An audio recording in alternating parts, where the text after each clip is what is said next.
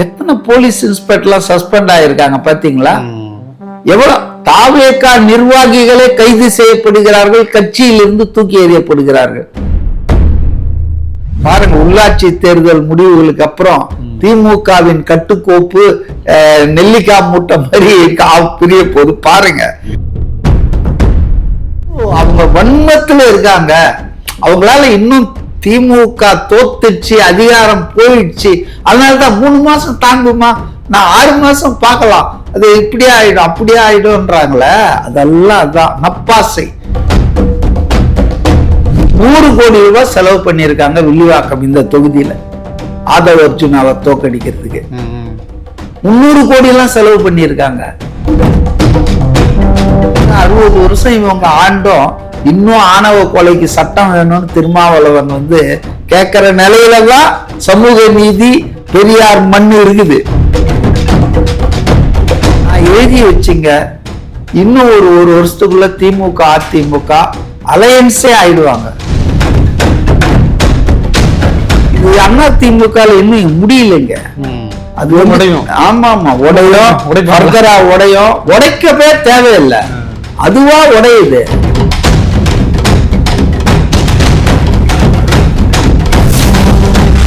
வணக்கம். நம்மோடு இன்று இணைந்திருப்பவர் அரசியல் விமர்சகர் மதிவாணன் அவர்கள். வணக்கம் சார். வணக்கம். திமுக தப்பு பண்ணிருச்சுன்னு சொல்லும் போது எனக்கு இன்னும் ஞாபகம் வருது, இந்த ஆட்சி அதை சரி பண்ண வேண்டிய கடப்பாடு இருக்கு. அதுக்கான முன்முயற்சிகளை எடுக்கணும், அதுக்கான வேலைகளை தொடங்கணும். 1 மாசம்ன்றது டூ லிட்டில் பீரியடுங்க. அவங்க புது வீட்டுல அப்படி லக்கேஜ் எல்லாம் வச்சு செட்டிலே இன்னும் பண்ணல, அலமாரியில அடுக்கிட்டு இருக்காங்க. அவங்க கிட்ட போய் என்ன ஆச்சு அப்படின்னு கேட்க மாட்டேன் நான், பொறுப்பு இல்லாம. அது அலோவ் ஒரு 6 மாசம் அலோவ் பண்ணும், செட்டில் டவுன் ஆகட்டும். காவல்துறை இப்பதானங்க டிஜிபியே போட்டாரு. எங்க 1 வருஷத்துக்கு முன்னால ரிட்டையர் ஆனாருங்க சங்கர் ஜிவால். அவர் ரிட்டையர் ஆக போறாருன்றது என்னைக்கு தெரியும்? 6 மாசத்துக்கு முன்னாலே அவர் பென்ஷன் பேப்பர்லாம் எடுக்க ஆரம்பிச்சிடும். அப்ப ஏன் ஒரு டிஜிபியை போடவே இல்லை? டிஜிபின்னா யாருங்க? காவல்துறைக்கு தலைமை. அதுவே இல்லாம ஹெட்லெஸ்ஸா தானே இருந்தது. யாரோ இன்சார்ஜ் ராமநாராயணன் போட்டுட்டு இருந்தாங்க. ஏன்னா அந்த லிஸ்ட்ல அன்றைய தேதியில இருந்த 3 அதிகாரிகளுமே டாப்பா இருந்தவங்கள திமுக ஆட்சிக்கு வேண்டாதவங்க, ஸ்ட்ரெயிட் ஃபார்வர்டான ஆட்கள். இவங்க டான்ஸ் இவங்க சொல்ற மாதிரி ஆட மாட்டாங்க. நம்ம டேவிட்சன் ஆசீர்வாதம்லாம் ஆடினார் பாருங்க, அருண்லாம் அந்த மாதிரி ஆட மாட்டாங்க. ஆகவே அந்த மகேஷ்குமார் வரக்கூடாது அது போல அப்படின்னு அதை இழுத்து விட்டு 1 வருஷங்க. இன்னைக்கு ஒரு 10-15 நாள்லயே போட்டாரு டிஜிபி. அதுவும் எல்லாருமே சொல்றாங்க அருமையான ஆள், பார்டர் செக்யூரிட்டி போர்ஸ்ல இருந்து ரிலீவ் ஆகி இங்க வந்திருக்காரு. நம்பிக்கை ஊட்டுறாங்க. அதாவது அவங்களுக்கு செய்யணும்னு ஆர்வம் இருக்கு, லஞ்சத்தை ஒழிக்கணும், பெண்கள் பாதுகாப்பு உள்பட நிர்வாகத்தை சீரமைக்கணும்லாம் சின்சியரா முயற்சி பண்றாங்க. நான் பல பேர் என்ன கேட்டப்ப கூட சொன்னேன், நான் இப்ப மதிப்பீடே சொல்ல முடியாது. எப்படி நான் சொல்ல முடியும்? 1 மாசத்துல ஒரு ப்ராமிசிங் பிகினிங் இருக்கு, ஒரு நம்பிக்கை தரும் துவக்கமா நான் பாக்குறேன். நம்பிக்கை இருக்குது. லஞ்சத்தை ஒழிக்கிற முயற்சியில எத்தனை போலீஸ் இன்ஸ்பெக்டர்லாம் சஸ்பெண்ட் ஆயிருக்காங்க பாத்தீங்களா? எவ்வளவு தாவேகா நிர்வாகிகளே கைது செய்யப்படுகிறார்கள், கட்சியிலிருந்து தூக்கி எறியப்படுகிறார்கள். ஆனா இதெல்லாம் திமுக ஆட்சியில மா சுப்பிரமணியன் என்ன சொன்னார் தெரியுமா? அந்த அண்ணா யூனிவர்சிட்டியில அந்த ஞானசேகர் இல்ல கட்சி உறுப்பினர் இல்லைங்க, அவர் கட்சி அனுதாபினர். அதாவது கிட்னி திருடிட்டாங்கன்னா இல்ல மனசநல்லூர்ல அந்த கதிரவன் எம்எல்ஏ இல்ல அது முறைகேடுங்க அப்படி. அதாவது மா சுப்பிரமணியம் மாதிரி ஆட்கள் தோத்தது ரொம்ப நல்லது. அதான் சார். இப்போ சிபிஐ அவங்க பகிரங்கமாவே நாங்க திமுக கூட்டணியில இல்லை அப்படிங்கிற மாதிரி சொல்லிட்டாங்க. திருமாவளவன் அவர்களுமே அந்த ஸ்டேஜ்ல தான் இருக்காங்க, சிபிஎம்ஓ அப்படிதான் இருக்கிறாங்க. ஸோ இவங்களுக்கு ஏற்கனவே அங்க திமுக மிகப்பெரிய அழுத்தம் இருந்துச்சு. ஏன்னா காட்டுமன்னார் கோயில்ல இவர் நிக்க போறதா சொன்னதுல இருந்து திமுக அழுத்தம் கொடுத்துச்சு அப்படின்னு ஆதவர்ஜினாவும் சொல்லியிருந்தாப்புல. நேற்று ஒரு தனியார் தொலைக்காட்சியில திருமாவளவன் பேசும்போது அந்த அழுத்தம் இருந்ததாகத்தான் அவரு சூசகமாவே நிறைய சூசகமா என்னங்க தெளிவாதான் சொல்லிட்டாரு. அந்த கடலூர் மாவட்ட அமைச்சர் அதை ரசிக்கல, விரும்பல. ஏவாவேலு என்னங்க இது மாதிரி பண்றீங்களா அப்படின்னாரு. இதுக்கு ஒரு இடைத்தேர்தல் செலவு, அதுக்கு ஒரு இடைத்தேர்தல், அதுக்கும் நாங்க தான் பண்ணோம், ஜெயிக்க வைக்கணும், இது ரொம்ப சங்கடப்படுத்தாதீங்க அப்படின்லாம் திமுக. அதெல்லாம் ரியல் ரீசன் இல்லைங்க. ரியல் ரீசன் திருமாவளவன் போன்ற ஒரு ஆளுமை தமிழ்நாடு சட்டமன்றத்துக்குள்ள வந்தா அது உதயநிதிக்கு பெரிய சவாலா இருக்கும். உதயநிதியால திருமாவளவனை மிஞ்சி சட்டமன்றத்துக்குள்ள மிளிர முடியாது. புரியுதுங்களா? அதனால அவங்க கனிமொழி, ராசா அவங்களெல்லாம் கொண்டு வரலையா? ஆமாமா, நீங்க இது ரொம்ப தப்புங்க. தோல்விக்கு பிறகும் அந்த கட்சி திருந்தவில்லை என்பதற்கு ஒரு உதாரணம் என்னன்னா, எதிர்கட்சி தலைவரா தங்கம் தென்னரசு இருக்காரு, எவ்வளவு சீனியருங்க. ஏன் KN நேரு இருக்காரு. பரிதாபமா இருந்தது எனக்கு அன்னைக்கு. அதாவது 13ஆம் தேதி நம்பிக்கை கோரும் வாக்கெடுப்புல எதிர்கட்சி தலைவரா இவரு பேசுறாருல படிச்சாரு, ஒரு 12 பக்கம் வச்சுட்டு வந்துட்டாரு ஸ்கிரிப்டடு. உதயநிதி ஒவ்வொன்னா அதை படிச்சு முடிச்ச உடனே அதை வாங்குற ஆளா KN நேரு பக்கத்துல உட்காந்து வாங்கிட்டு இருந்தார். பாத்தீங்களா இந்த கண்கொள்ளா காட்சி?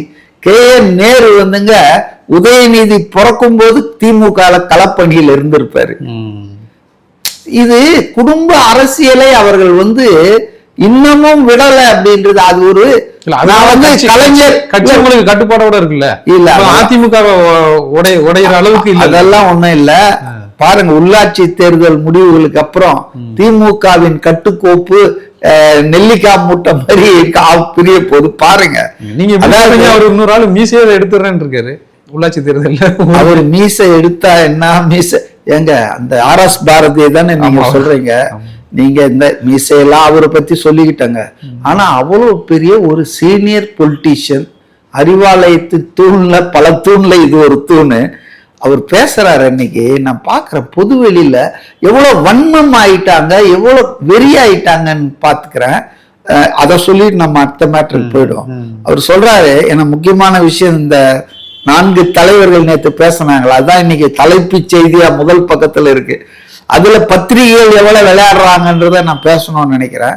இதுல அந்த நிர்மல் குமார் இது போல சமூக விரோத சக்திகள்லாம் ஃபியூஸ் கேரியர்லாம் உருவிடுறாங்க, புடுங்கிடுறாங்க, அது ஒரு பிரச்சனையா இருக்குதுன்னு ஏதோ பேட்டி கொடுத்துருக்காரு.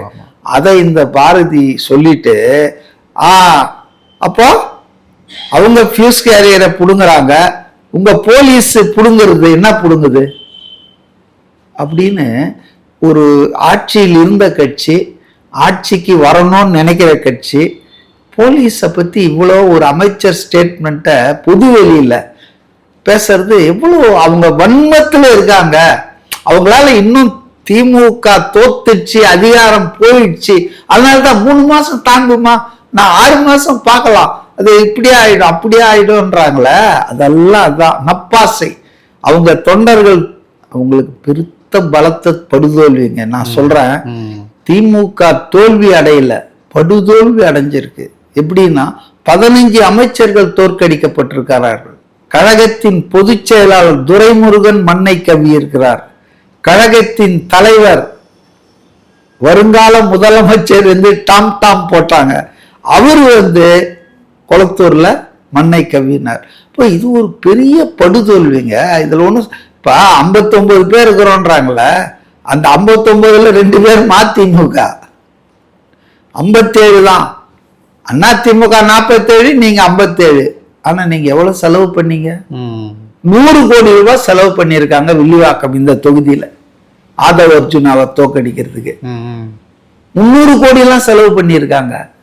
ஆனா இந்த தேர்தலின் ரொம்ப மகத்தான நல்ல விஷயம் என்னன்னா, உயர் நீதிமன்றத்தில் கூட சொல்லியிருந்தாங்க, ஜாதி மதங்களை பார்க்காமல் பண பலத்தை ஒரு தூசா நினைக்காம ஆட்சி மாற்றம் வரணும் அப்படின்றதுக்காக மக்கள் ஓட்டளிச்சாங்க பாருங்க. ஜாதி பர்த்தனை நிப்பாட்டிருந்தாங்க தாவேக்கால.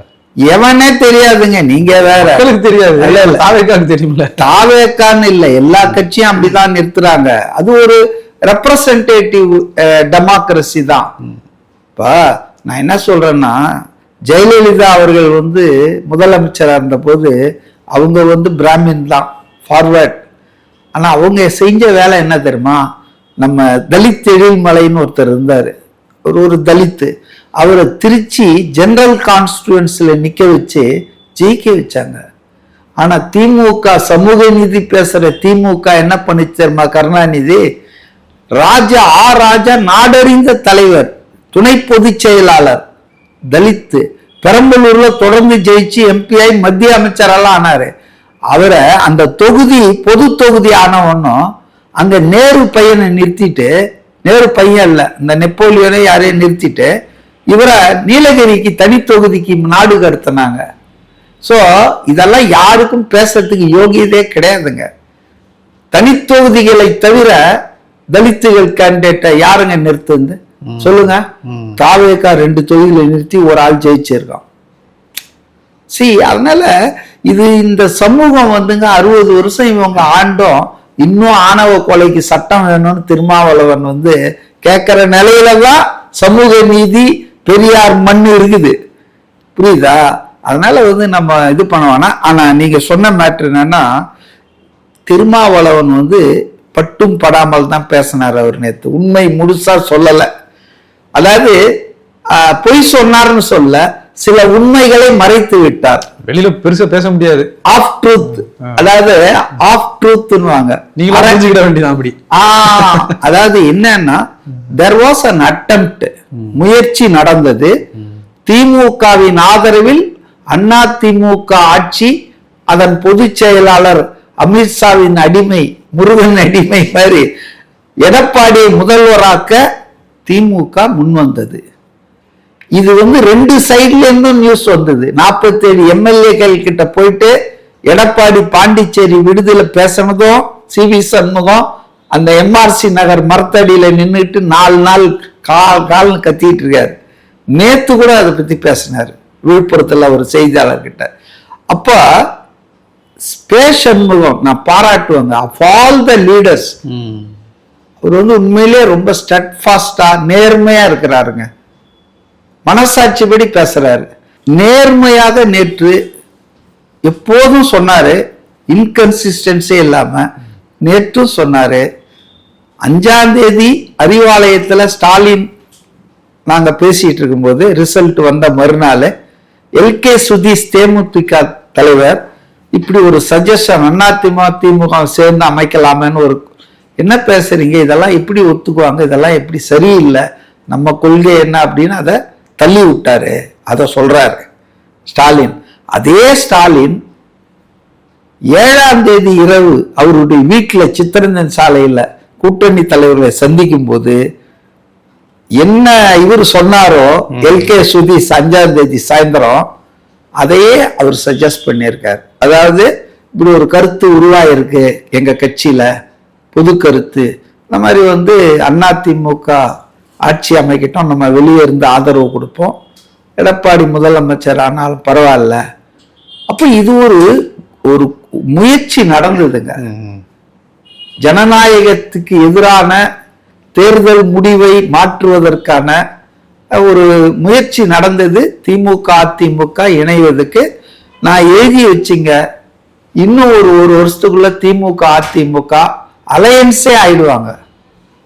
இணைவாடுறதுக்கு அது இணையும், அது இணையும். அடுத்த சட்டமன்ற தேர்தலுக்கு முன்னால மெர்ஜானாலாம் ஆச்சரியப்படுறதுக்கு வந்துருச்சு. இல்ல டிவிகேக்கு வந்துச்சு. நான் சொல்றது அதிமுக என்ற கட்சி கூட்டணியோட போகும், அதாவது திமுகவோட, அதோட பாஜகவும் இருக்கும். இதெல்லாம் நிறைய சாகசங்கள்லாம் நடக்க போது, நீங்க பாருங்க. நான் என்னுடைய ஹஞ்ச், எனக்கு இருக்கக்கூடிய ஒரு இதுதான் எண்ணம், இப்படிலாம் இருக்க போகுது. அப்போ இது ரொம்ப தப்பு இல்லையா? அடிமை, அமித்ஷாவின் அடிமைன்னு சொன்னா 5 வருஷமா எப்படிங்க கம்யூனிஸ்டுகள் ஒத்துக்கோ? கம்யூனிஸ்டுகளை நான் பாராட்டுறேங்க. திருமாவளவன் கூட டான்ஸ் ஆடினாருங்க, அப்படி எப்படியும் கொஞ்சம் ஒரு 24 ஹவர்ஸ் ஆடினாரு. ஆனா ரொம்ப உறுதியா இந்த 4 பேர் தாங்க தடுத்தாங்க. படுகொலை, ஜனநாயக படுகொலை, தேர்தல் முடிவுக்கு எதிராக தமிழ்நாட்டில் ஒரு சதி திட்டம் நிறைவேறாமல் தடுத்தது யாரானா இந்த 4 பேர். அவங்க சின்ன கட்சி. ஆனா பாருங்க, அந்த 4 பேர் இல்லைன்னா எவனுமே ஆட்சி அமைக்க முடியாதுன்ற தேர்தல் முடிவுகள்.